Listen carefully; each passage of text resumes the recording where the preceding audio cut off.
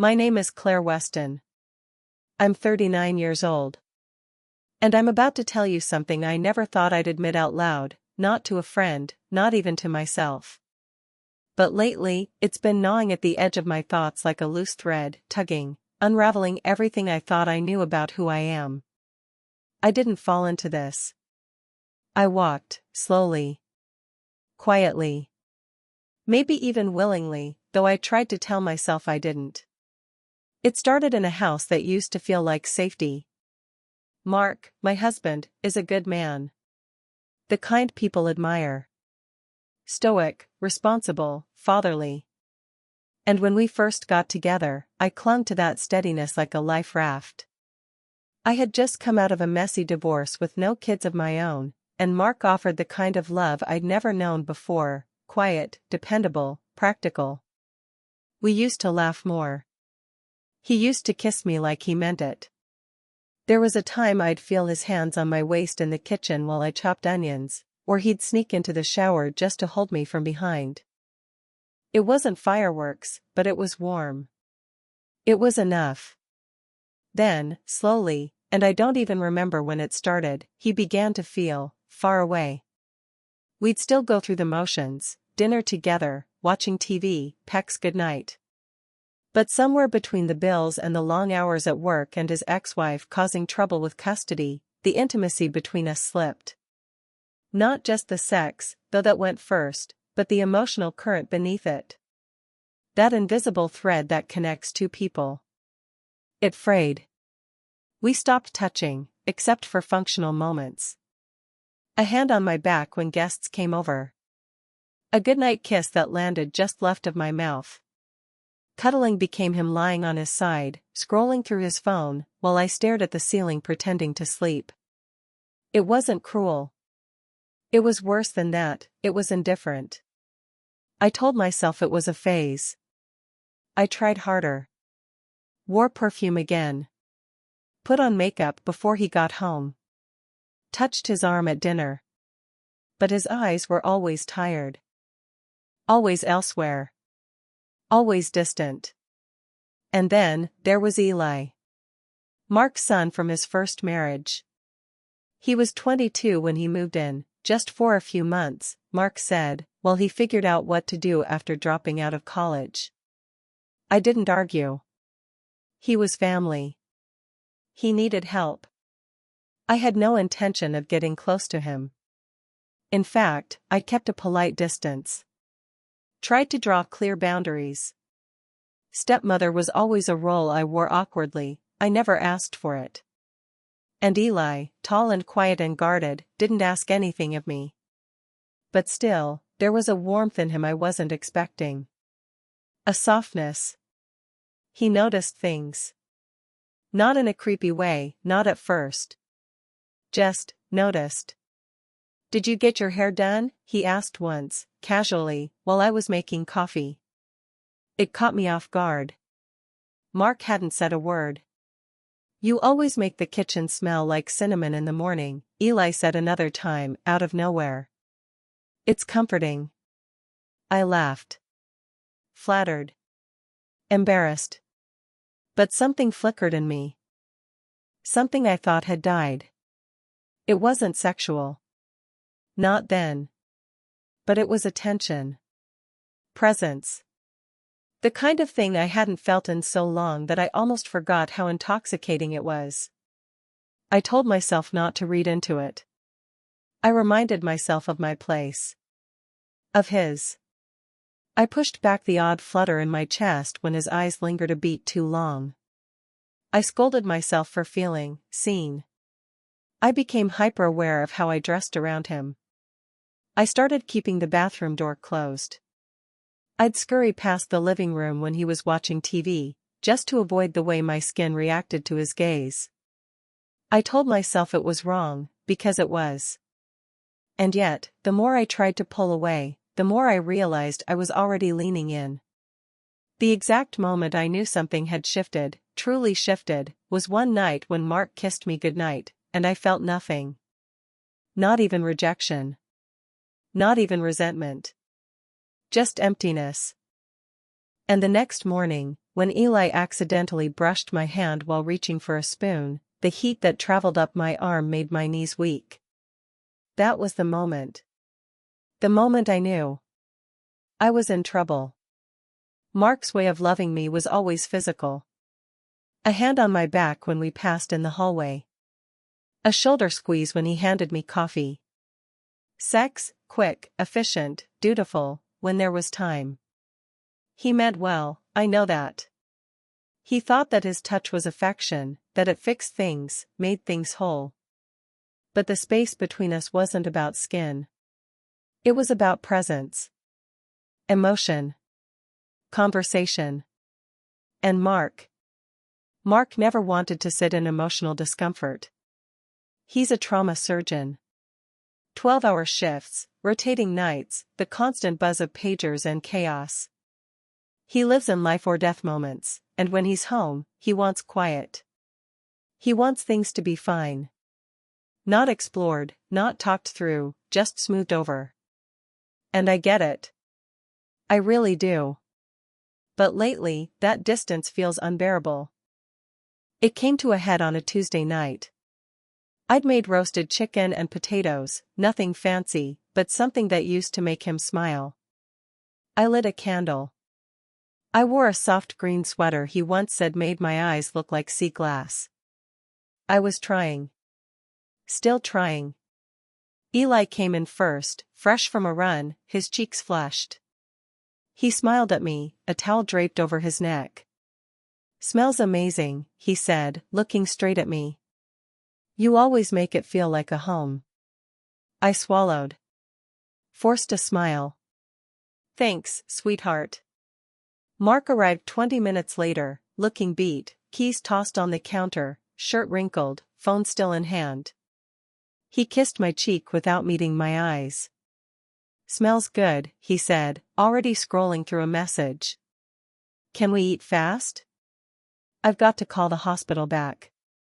I nodded. The knot in my chest tightened. We sat. Eli asked me about a podcast I'd mentioned. Mark barely looked up. I watched his fork move mechanically. Watched him finish and retreat into the office before Eli even cleared his plate.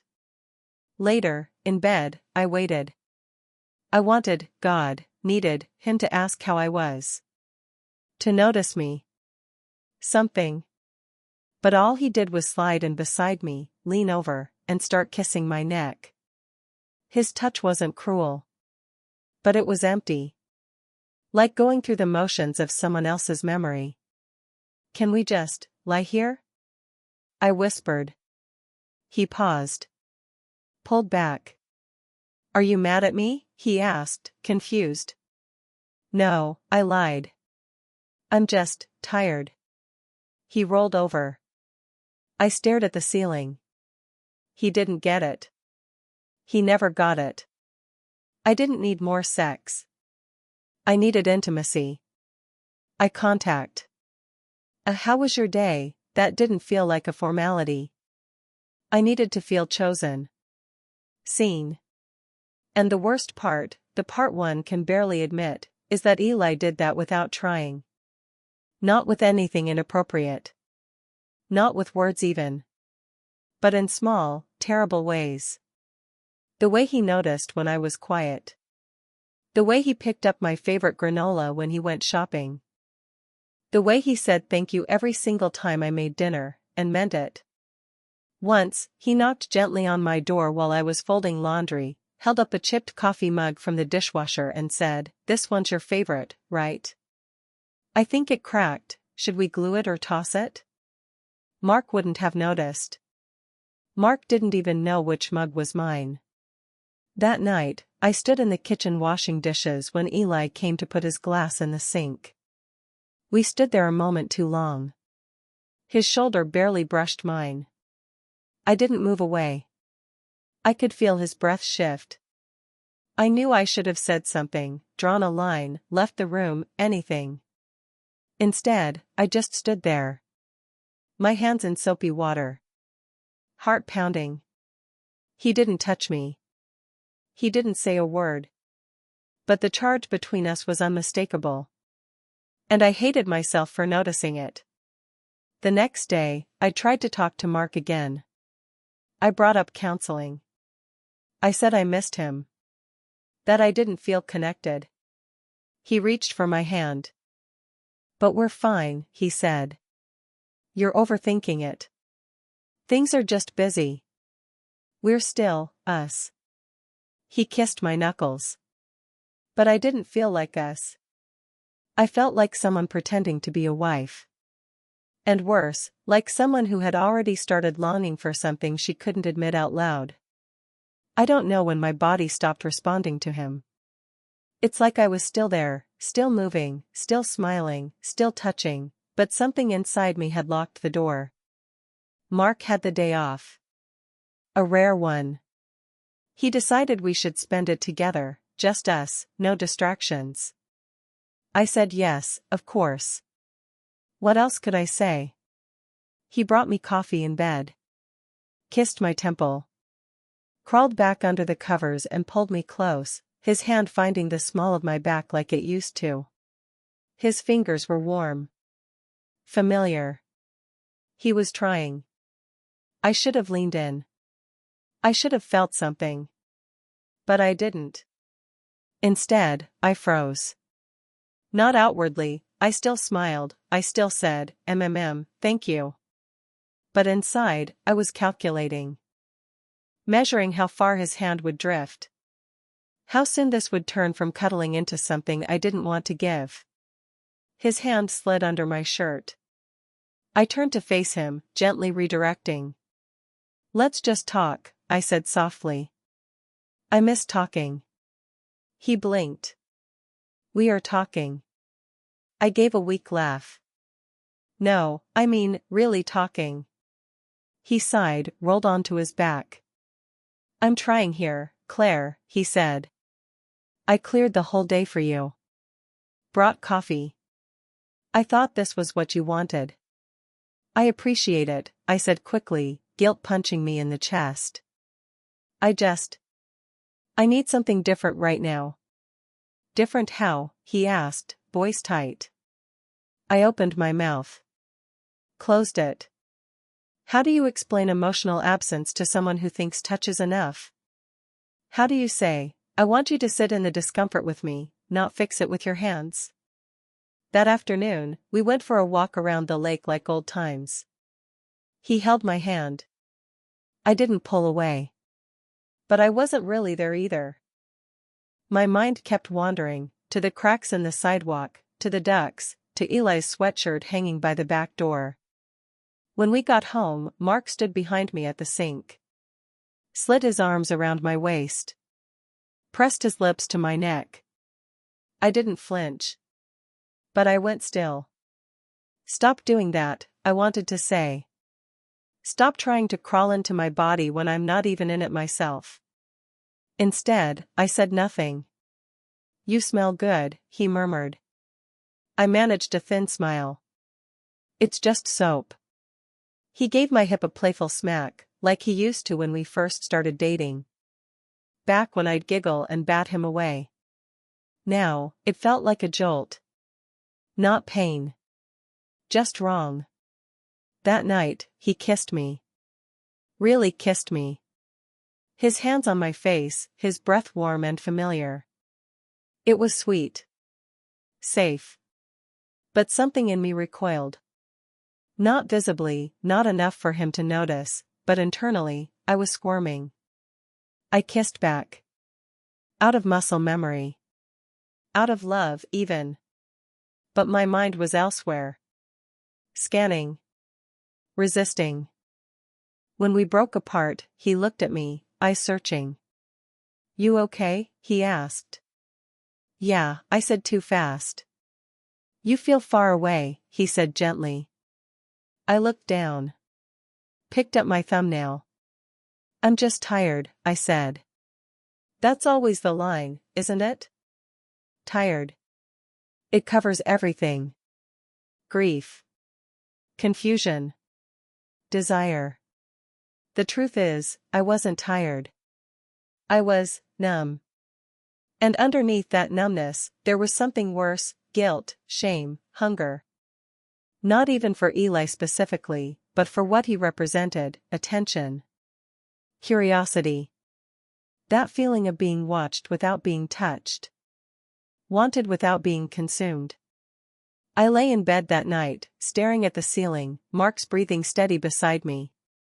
And I whispered it to myself, not out loud, not even fully consciously, but there it was, plain as day: why does everything have to turn into sex? It happened on a Friday night. I had planned the dinner to fix things, or at least to try. I'd made salmon, roasted asparagus, and opened a bottle of red we'd been saving since Christmas. I lit candles. Put on soft jazz. I even wore the silk blouse he once said made me look like something out of a French film. I wanted to feel like his wife again. Not a roommate. Not a chore. Mark came home late. I heard his keys hit the bowl by the door. He didn't say hello, just, "I have 20 minutes. I'm covering for Myers tonight." My smile faltered, but I kept it up. "Dinner's ready," I said, trying to sound light. "I thought we could sit together. Just us." He glanced around the dining room. "Where's Eli?" "He went out with friends," I said. Mark raised an eyebrow. "That kid's never home lately." I said nothing. We sat. Ate. It was quiet, except for the occasional clink of cutlery. Mark didn't comment on the food. Didn't ask about my day. Just checked his phone every couple of minutes and muttered about the ER being short-staffed. I tried, I really did. I asked about a patient he'd mentioned last week. I laughed too loudly at a lame joke he made. I even touched his hand, lightly. He looked up. Smiled like it cost him. "I'm sorry I've been so distant," he said. "Work's just been hell." "I know," I whispered. "I've just missed you." He looked at me then, really looked. His gaze softened. He leaned in and kissed me, slow and warm. And still, I felt nothing.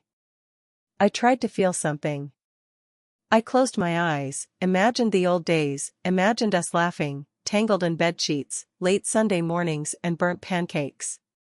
But all I could feel was a rising pressure in my throat. He reached for my thigh.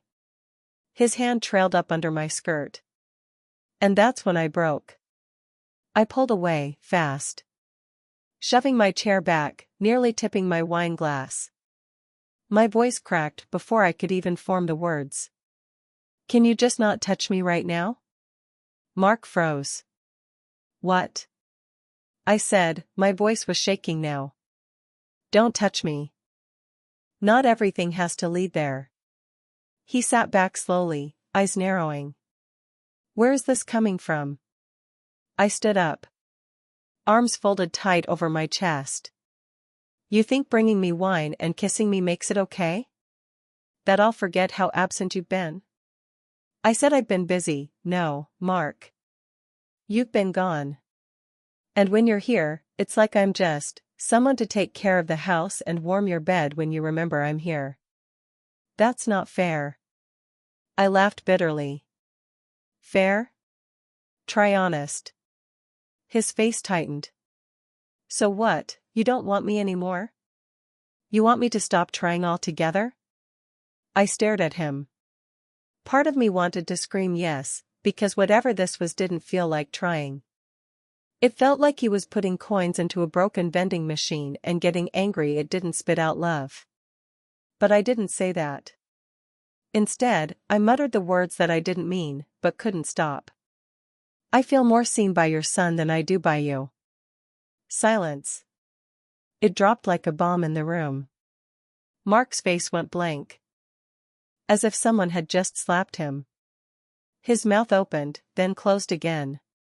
His jaw tightened. "What the hell is that supposed to mean?" he said, his voice low and sharp. I stepped back. Realizing what I'd done. What I'd admitted, not just to him, but to myself. "I didn't mean, yes, you did. He stood, grabbing his coat. He didn't yell. He didn't slam anything. But the silence he left behind was louder than any argument we'd ever had. When the door shut, I sank to the floor, knees to my chest. I sat there for what felt like hours. The food cold. The candle still flickering, mocking me. I thought about how far I'd drifted. How I let my resentment wrap around me like ivy, quiet, slow, suffocating. I had tried to push Eli away, to redraw the lines in my head, to find my footing again in a house that no longer felt like mine.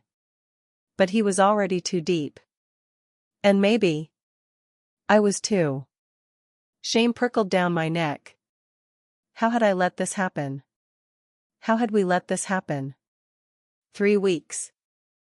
That's how long it's been since the fight, the meltdown, the moment I said the one thing I never should have said. Mark has barely spoken to me since. Not in a cruel, punishing way. Just, quietly. He comes home later. Sleeps on the far edge of the bed. Says thanks when I hand him coffee but doesn't look me in the eye. The intimacy we had, fragile as it was, has dissolved into a polite arrangement of two strangers coexisting. And still, somehow, I miss him. I miss the way he used to hum under his breath when making eggs. I miss the warm press of his hand on my lower back as we walked through the grocery store.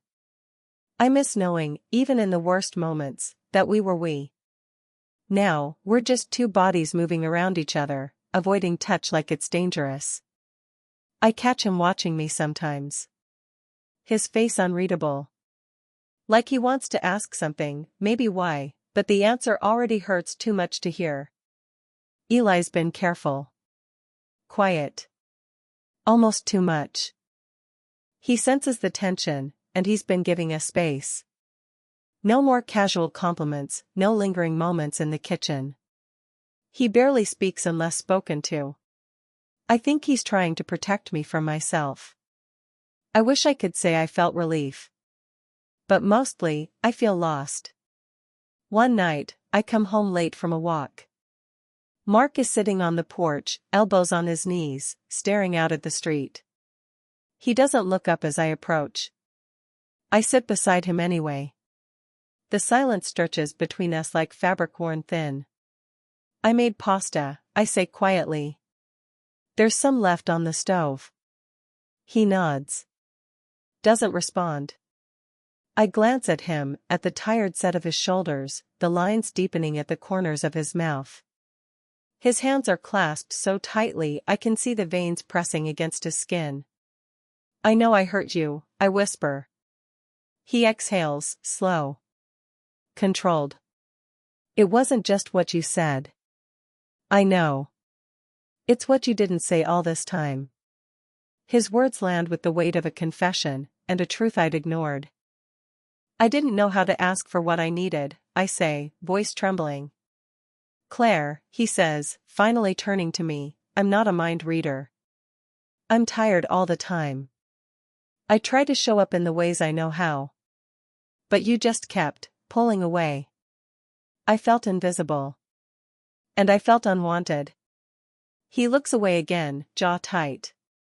We sit there in the quiet, letting our truths sit like broken glass between us. No one's the villain. We were both bleeding long before the wound was named. When I go inside, I find myself walking into the guest room, Eli's room. He's gone tonight. Staying with a friend, he said. I don't know if it was to give us space or to escape it. I sit on the edge of his bed, staring at the bookshelf he brought from his college dorm, the mug I'd glued back together after he chipped it. The room smells faintly like cedar and laundry detergent. I trace the edge of the pillowcase with my finger. I had been grasping at attention like a drowning woman, desperate, reckless. And in Eli, I found what Mark had stopped giving me. But that didn't make it right. What I wanted was to be wanted. What I needed was to feel real again. Now, all I feel is hollow. The weight of what almost happened, and what still could, hangs in the air like static. I walk back into our bedroom. Mark is already asleep, or pretending to be. I watch his chest rise and fall. The man I married. The man I hurt. I sit on the edge of the bed, close enough to feel his warmth. I don't touch him. Not yet. But I whisper to the darkness, I want to try. And this time, I mean it. The next morning, I woke early. The house was quiet, still. I moved through the kitchen like I didn't want to wake it. Mark came in just as the coffee finished brewing. He looked like he hadn't slept much either. His eyes were puffy. His hair flattened on one side. For a second, I saw the man I met 10 years ago, tired, vulnerable, and good. I made you a cup, I said, handing him the mug without looking directly at him. He took it gently. Thanks. We stood there in silence for a moment. Not the tense kind, the kind that asks, is there still something here worth saving? He broke it first. I don't know if we can fix this, he said, voice quiet, honest. I don't either, I said. But I want to try. He looked up at me then, not with warmth, but not with anger either. Just weariness. And maybe, beneath it, something softer. Something sad. I can't compete with someone who sees you when I'm too exhausted to look. His words hit harder than he probably meant them to. I never wanted you to compete, I whispered. I just wanted to feel like I still mattered. He nodded slowly, then looked out the window. Maybe we forgot how to matter to each other. We didn't hug. We didn't cry. But something passed between us, a fragile kind of peace. Not forgiveness. Not yet. But acknowledgement. That night, Mark didn't sleep in the bed. He took the couch. Said he needed space to think. I didn't argue. I brought him a blanket. Set it on the armrest beside him.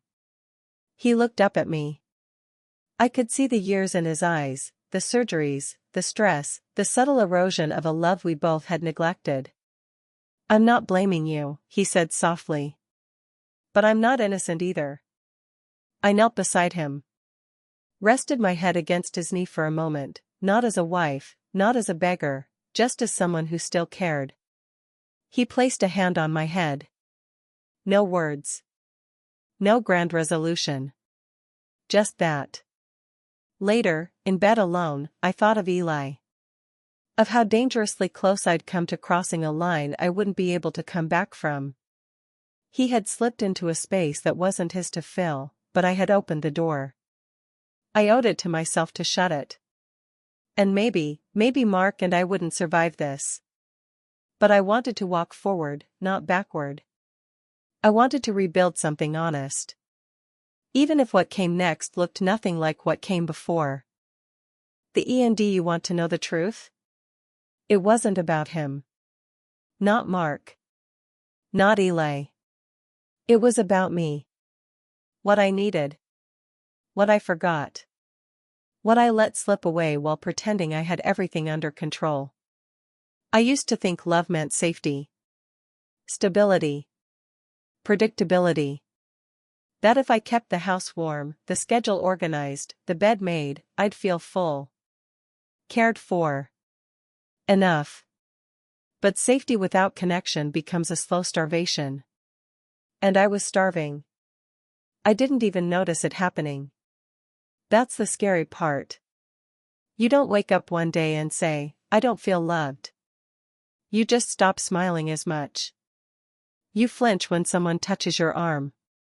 You laugh, but it doesn't land in your chest the way it used to. You get quieter. You fold into yourself. And then one day, someone notices you. Not because you asked them to. Not because they're supposed to. But because they see you, fully. And you remember what it feels like to be seen. That was Eli. It shames me to say it. But it's the truth. He wasn't mine to lean on. He wasn't mine to crave attention from. But he offered something that I hadn't felt in a long time: curiosity. Soft admiration. The kind of energy you don't even realize you're hungry for until someone offers it without expecting anything in return. And I let it go too far, even if nothing physical ever happened. Emotionally, I opened a door I had no business unlocking. I tried to push him away. God, I tried. But I think by the time I realized how deep it had gone, I wasn't even standing on solid ground anymore. We were both in the undertow. But this is where the story shifts. Because the part no one tells you is that temptation isn't always about desire. Sometimes, it's about desperation. A quiet cry for connection when the person you're supposed to be closest to doesn't hear you anymore. Mark isn't a villain. He's a good man. He saved strangers on operating tables while our own marriage quietly hemorrhaged. And I let it happen. I smiled through it. I told myself I was fine. But I wasn't. I needed tenderness. I needed slowness. I needed someone to say, "You're here. I see you. And I still want you, even when you're messy, or quiet, or not trying to be perfect." I wish I had asked for that directly. I wish I had been braver. But we're taught to be grateful for what we have. Especially women. We're taught not to ask for more, especially when we already have enough to survive. But survival isn't the same as living. And love without depth becomes something hollow, a structure with no foundation. So where did we end up? Mark stayed. But not in the same way. We built something new. Different. Not fairy tale love. Not the high of new passion. But something quiet. Honest. Tired, sometimes. But rooted. We go to therapy now. We check in, even when it's awkward. We sit through the silences instead of brushing past them. And Eli? He moved out. We never spoke of it directly, but he knew. And I think, in his own way, he forgave me, even before I could forgive myself. I still feel the echoes sometimes. The guilt. The heat that rose in my chest when he looked at me like I mattered. But I no longer chase that feeling. I understand it now. It wasn't about being desired. It was about being recognized. And I've learned how to ask for that now, from Mark, yes, but more importantly, from myself. So if you're listening to this, if any of this sounds familiar, let me just say this: don't wait until someone else sees you to remember you're still here. You're still worthy. Still allowed to want more than quiet rooms and dutiful kisses. Ask for it. Even if your voice shakes. Because silence can make a marriage disappear. But honesty, raw, painful, embarrassing honesty, might just save it. It saved mine.